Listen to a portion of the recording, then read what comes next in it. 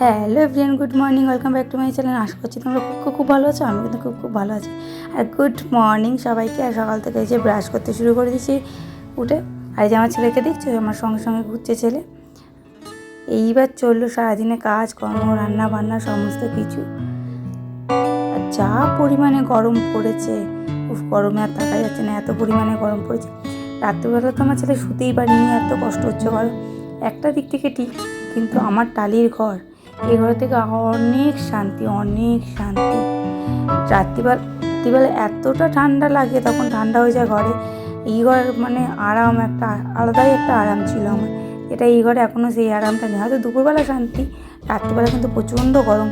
আর এই এত video edit করার সমস্যা হয়ে যাচ্ছে, কি বলো, রাত্রিবেলা স্ট্যান্ড ফান চলছে, গা গা করে আওয়াজ হচ্ছে, আমার ভয়েস শোনাই যাচ্ছে না। এমনিতে আমার ভয়েস বসেই গেছে, অনেকটা গলাটা বসে আছে। কেন বসে গেছে?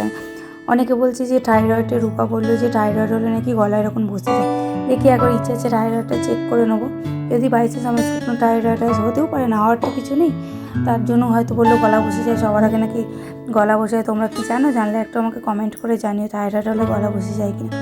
আমার মনে হয় না, তবুও রূপা যেহেতু বললো, ওর কথা একবার শুনে করে নেবো। আর চটপট বলে ফেলি, আজ আমাদের দুপুরবেলা মেনু কী ছিল। আজ আমাদের ছিল হচ্ছে টমেটো দিয়ে ডাল। আমার বরের প্রচণ্ড পছন্দের খাবার টমেটো ডাল আর আলু সিদ্ধ। আমার বরের পছন্দ মতো আর পেঁয়াজ শুকনো লঙ্কা দিয়ে আলু সিদ্ধ মেখে ফেলেছিলাম। আর এই চাটা কেন বলতো ফ্ল্যাক্সে রেখেছি, যেহেতু বরমশাই চলে গেছিলো, বাড়ির কিছু কাজে রেখেছিলো বলে চলে গেলো, ওই জন্য ফ্ল্যাক্সে ভরে রেখে দিলাম। ও এলো, তারপর সবাই মিলে একসাথে চা খাচ্ছি। বাড়িতে যেমন একা একা চা খেতে হতো, এবারে কিন্তু আমরা সবাই মিলে একসাথে বসে কিন্তু চাটা খাই। চা বলো, দুপুরবেলা খাবার, রাত্রিবেলা একসাথে বসে কিন্তু খাই। বেশ ভালো লাগে সবাই মিলে খেতে। আর এখানে বেশ গল্প করতে করতে চা খেয়ে নিচ্ছি। আর এখানে ডাল বসিয়ে দিয়ে এসেছি, তোমরা দেখতেই পেলে। ডাল সিদ্ধ করে নিয়েছি, ডালটা ওইদিকে হতে এদিকে আমার ভাত খাওয়া বলছি, দেখছো মাথাটা গেছে। চা খাওয়া কমপ্লিট হয়ে যাবে, একদিকে ভাত একদিকে ডাল বসিয়ে দিয়ে চলে এসেছি। তারপর বাদ বাকিটা এসে যা করার করবো। মাংস আছে ফ্রিজ থেকে বের করে রেখেছি, কাটা কুটা সমস্ত কিছু করবো। আর এই আমার ছেলে থাকতে আমার ঘর নোংরা করা তো দরকারই পড়ে না লোকের, ওই একাই সমস্ত নোংরা করে দেবে। আর এই যে এখন টুকটুক করে ঘুরতেই থাকবে। আর আমি এদিকে ঘর বন্ধ করে এডিট করছি বলে আমার ছেলে ওই দিক থেকে আমাকে দরজা ধাক্কা দিচ্ছে, যাতে আমি দরজাটাকে খুলি। আর এত আস্তে কেন ভয়েস হয়ে যাচ্ছে, আমার ভিডিওটা আমি শুনলাম আমার বরের ফোন থেকে, মানে আমার কথা শোনাই যাচ্ছে না। তো রাত্রিবেলা আস্তে আস্তে কথা বলেছি তার জন্য, না ভয়েস বসে গেছে তার জন্য আমি বলতে পারবো না।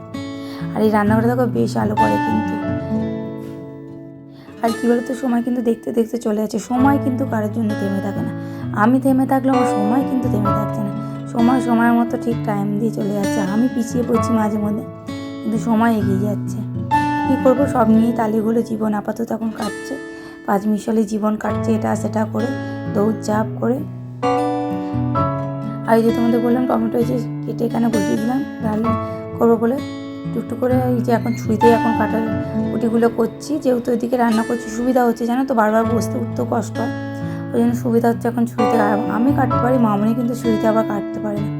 মামনি বটি হলে সুবিধা, যেহেতু আগেকার মানুষ, আমরা এখন পারি, আগেকার মানুষ তেমন তো পারে না। আর মামনি আজ অনেক দিন পর যেন তো আমাদের মাংস কষা হলো।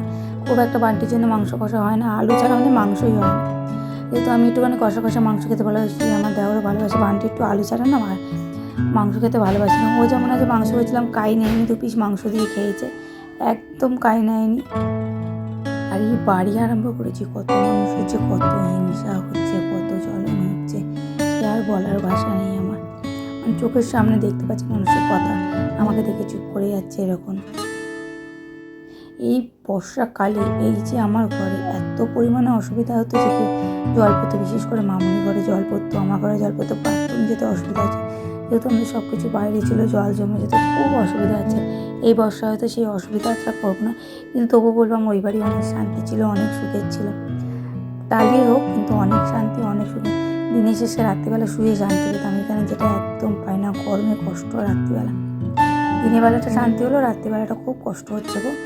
আর সেদিনকে বিরিয়ানি করেছিলাম, বিরিয়ানি একটু মাংস আমার রয়ে গেছিলো, ওটাই ঘরে, ওটাকে ছোটো ছোটো করে পিস করে কষা করে নিচ্ছি। অল্পই ছিল মাংসটা, ওই জন্য গুনে নিচ্ছি ক পিস ছিল, যেহেতু অল্প ছিল ওই জন্য গুনে নিলাম যে ক পিস ছিল, সবার হবে কি হবে না, ওই জন্য। মাংসটা যে দারুণ খেতে হয়েছিল, ভাত দিয়ে তো বেশ ভালো লাগছিলো খেতে। আমি তো ওই দিয়ে বেশি ভাতটা খেয়ে ফেলেছি, মাংসটা ফ্রাই দিয়ে লাল লাল লাল। আর এই রান্না বান্না সেরে একটু বুঝির কাছে চলে গেছিলাম, আমার মিষ্টি মায়ের কাছে। আমি ওর মাই, ও আমাকে মিষ্টি মা বলে যেহেতু ডাকবে, আমি ওকে মিষ্টি মা বলে ডাকি, ও আমাকে মিষ্টি মা বলেই ডাকবে যখন কথা বলতে শিখবে। আর আমার এই 2 বাচ্চাকে নিয়ে এখন চলছে দিন। আর একটা বাচ্চা ওই বাড়িতে রয়েছে, আমার মেয়ে। আর চলো বন্ধুরা, ভিডিওটা কেমন লাগলো একটু কমেন্ট করে জানাবে। আর এখানে ভিডিওটা শেষ করলাম, আবার ফিরে আসবো অন্য কোনো ব্লগে। টাটা, সবাই ভালো থেকো, সুস্থ থাকো, টাটা। নতুন কোনো ব্লগে আবার ফিরে আসবো, বাই বাই। আর ভিডিওটা দেখতে থাকো, সঙ্গে থাকো।